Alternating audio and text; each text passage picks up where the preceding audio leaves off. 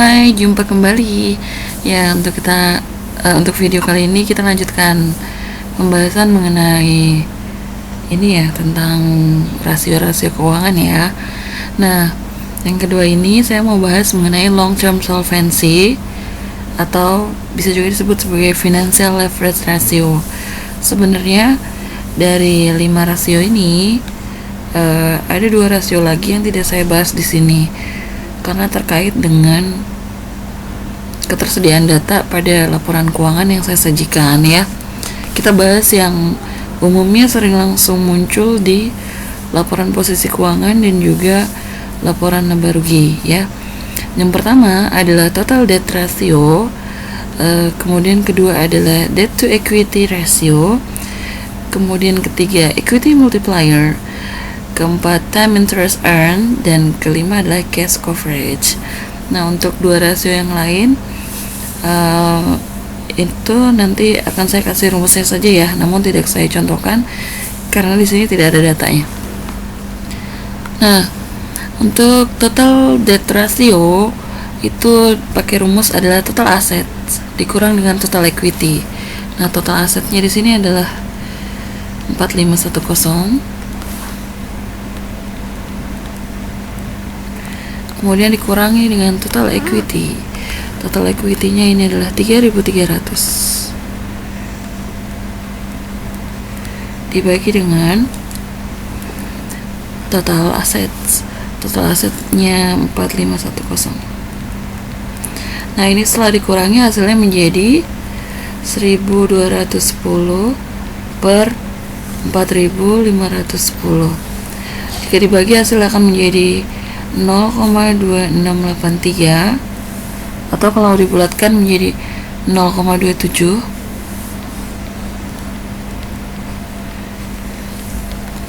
Jika diubah dalam persen menjadi 27%. Nah, hal ini artinya apa? Ini adalah tentang leverage ratio ya.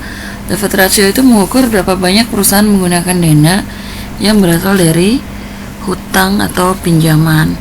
Nah, berarti sebesar 27% dari aset yang dimiliki oleh perusahaan itu didanai oleh utang.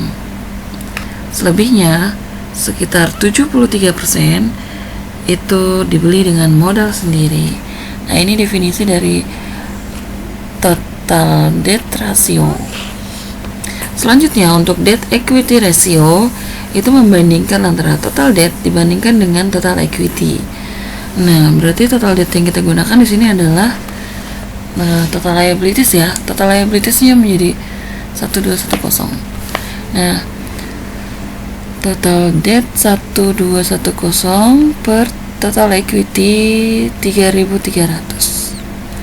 Hasilnya rasionya menjadi 0,3667 atau kalau dibulatkan menjadi 0,37, kalau dalam persen menjadi 37%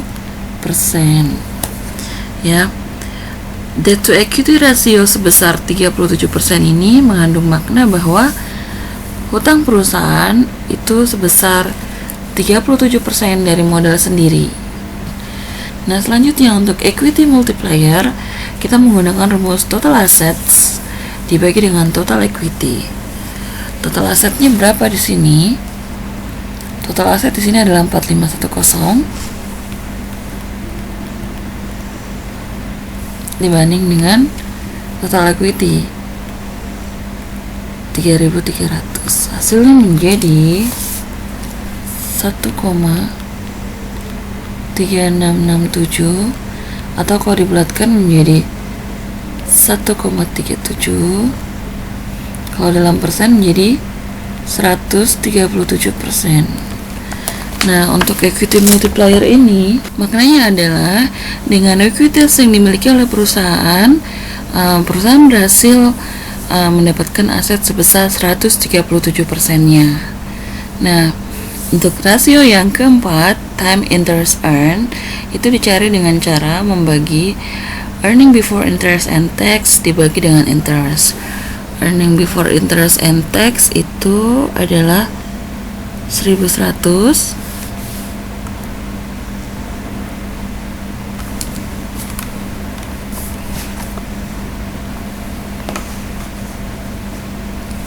dibagi dengan interest. Interest di sini di laporan keuangannya muncul interest adalah bunga ya, 132.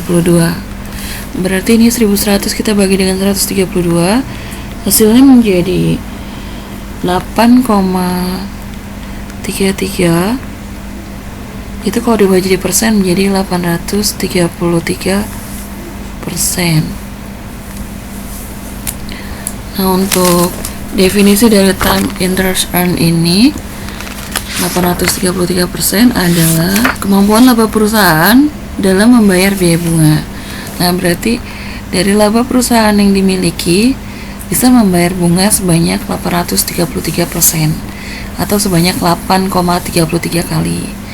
Nah, rasio yang berikutnya yaitu adalah cash coverage.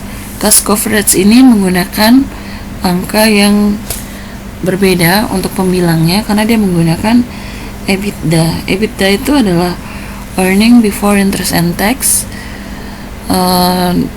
ditambah dengan depreciation and accumulation ya, akumulasi ya. Nah, depreciation di sini adalah 250. Nah, EBIT-nya kita pakai angka 1.100, sedangkan depreciation and accumulation-nya kita gunakan 250 dibagi dengan interest 1,132. Nah, ini ditambahkan dulu, hasilnya menjadi 1.350 dibagi dengan 132, hasilnya menjadi 10,23 kali, atau kalau dalam persen menjadi 1023%. Nah, artinya apa? EBITDA itu sebenarnya adalah ini ya, laba kotor dari penjualan ya. Berarti laba kotor dari penjualan ini bisa mengcover biaya bunga sebanyak 10,23 kali. Ya, ini adalah financial leverage yang langsung bisa kita ketahui dari laporan posisi keuangan dan laporan laba rugi. Nah, namun di buku modul itu ada 2 rasio lagi, yaitu adalah fixed charge coverage ratio dan debt service ratio. Ini dua rasio ini membutuhkan data tambahan ya. Fixed charge coverage ratio.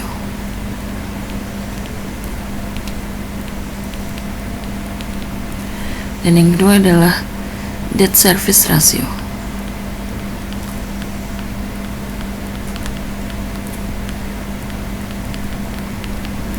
Nah, untuk fixed charge coverage ratio itu menggunakan rumus earning before interest and tax ditambah dengan bunga, tambah dengan interest ya, kemudian tambah dengan angsuran, ditambah dengan sewa. Berarti ini kita butuh data tambahan ya untuk angsuran dan sewa. Sayangnya di contoh soal yang saya berikan ini tidak muncul. Ya, kemudian hasil penjumlahan ini dibagi dengan bunga ditambah angsuran tambah sewa. Sementara untuk debt service ratio kita menggunakan rumus laba sebelum pajak, sebelum bunga dan pajak. EBIT berarti ya, earnings before interest and tax dibagi dengan bunga tambah sewa ditambah dengan angsuran pokok pinjaman